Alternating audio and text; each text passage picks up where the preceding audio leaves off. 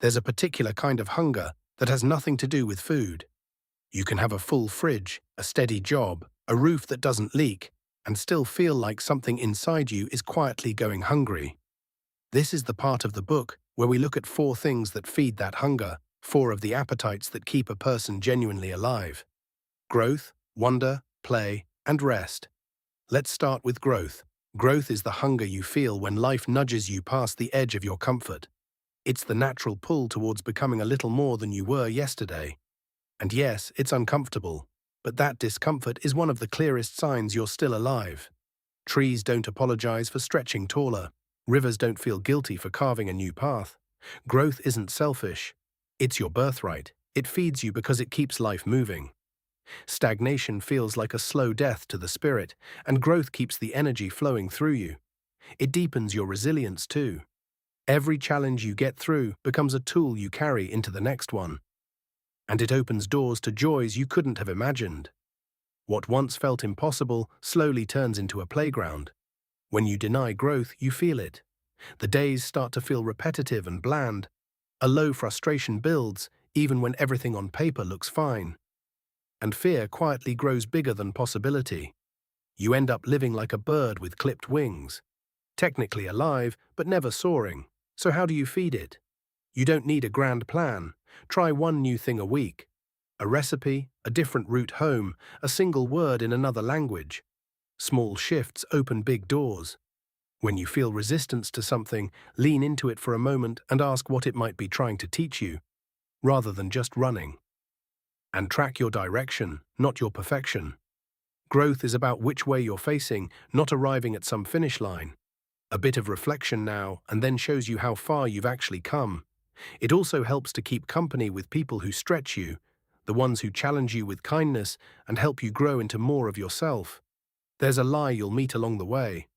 It says, if I grow, I'll lose who I am. But growth doesn't erase your essence. It reveals it. You're not turning into someone else. You're unfolding into more of who you already are. So ask yourself today, where in your life are you holding back? Not because you can't, but because you're scared. That's the place to lean into. That's where the feast of growth is waiting. And here's the lovely part. Every time you grow, you make a little more space for the people around you to grow beside you. Then there's wonder. Wonder is that wide-eyed gasp of being alive. It's the spark that reminds you the world isn't just a machine to be endured, but a mystery worth marveling at. It's both childlike and somehow sacred. It opens the heart and it quiets the cynic. Think of the last time you saw a night sky clear enough to be properly full of stars, or heard a piece of music that stopped you mid-breath. That moment, that's wonder doing its work. It feeds you because it reconnects you with life. Wonder makes even the ordinary shimmer with a bit of meaning. It humbles the ego, reminding you that you're part of something vast and beautiful. And it heals the numbness. Where exhaustion makes everything dull, wonder sharpens your senses again. Lose it, and the world starts to feel flat, as though everything's been seen and done before. You begin to mistake boredom for maturity, and cynicism creeps in, whispering, "What's the point?" Life turns into a grey hallway instead of a colourful adventure. Feeding wonder is simpler than you'd think. Take a sky break. Look up once a day at the clouds, a sunrise, the stars. Wonder often hides just above us. Listen to your favourite song as if you'd never heard it before. Visit something unfamiliar, a local gallery, a hidden park, even a cafe you've never tried. Fresh spaces spark fresh awe, and ask better questions. Instead of what's wrong with this, try asking what's incredible about this. The voice that kills wonder will tell you it's silly to be amazed by small things. But amazement is strength, not weakness. The person who can marvel at a butterfly is the same person who can picture a better world. So ask yourself, where did you last feel awe, and when can you invite it back in? Even just remembering it stirs the embers. Wonder is the thing that flavors the whole feast. Without it, growth feels mechanical. With it, even the simplest meal or conversation starts to mean something. Next up is play. Play isn't just for children, it's fuel for the spirit. It's the laughter that bubbles up when you stop taking yourself so seriously. It's the bit of silliness that sneaks into a heavy day, the joy of making something without caring how it looks. Play is freedom. It's where the rules bend, time goes soft, and you remember that life isn't a task list. It's a playground. It lightens the load. Stress dissolves in laughter and movement.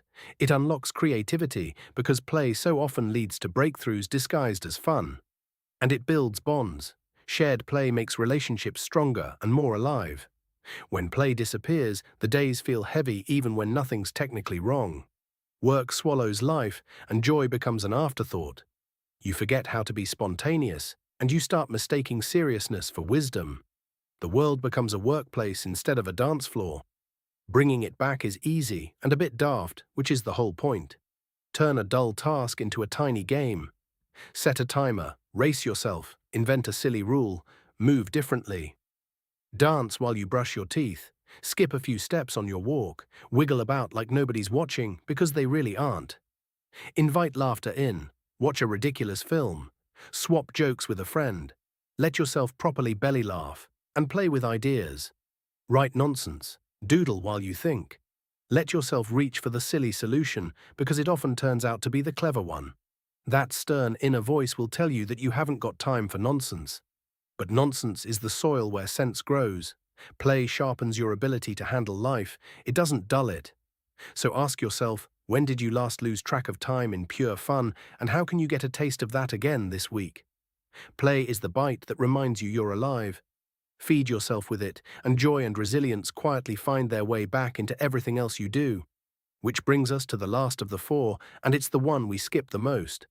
Rest is not laziness, it's medicine. It's the deep breath in after the long breath out, the silence between two notes that gives music its rhythm. And it might be the one thing you keep skipping while you wonder why you feel so hollow. We've been taught that being busy is the same as being worth something, but the body doesn't lie. When you push past what you can take, it tells you. Through exhaustion, through a short temper, or by simply shutting you down. Rest isn't optional, it's sacred. Think about what it actually does for you. It restores the body. Your muscles, your brain, your immune system all do their repairs in the downtime. It clears the mind, because fatigue makes everything feel heavier than it is, and rest lifts the fog. And it deepens your presence. When you're rested, you notice more. The beauty, the small details, the connection with the people around you. Now look at the other side. Run yourself empty and you start snapping at the people you love for no real reason. Simple tasks become a struggle to focus on. You feel oddly detached, like you're moving through your own life on autopilot. The world blurs when you're running on fumes. The good news is that rest doesn't have to be grand. It can be 60 seconds with your eyes closed, just breathing, letting everything unclench. It can be putting the phone down, because rest isn't only about sleep, it's about turning down the noise. It can be 1 hour or one afternoon a week, with no agenda at all, where you let your body choose what it wants. Whether that's lying down, wandering about, or staring up at the clouds. And yes, it's real sleep. Not heroic 4-hour nights, not bragging about pushing through. Just proper, consistent sleep. You'll meet resistance, of course.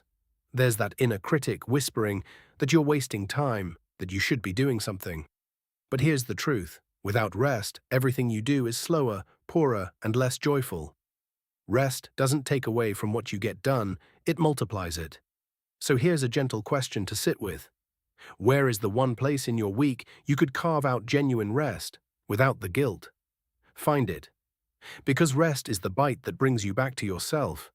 It isn't indulgence, it's renewal. Growth, wonder, play, and rest. 4 appetites we let go hungry far too easily, and 4 that ask so little to satisfy.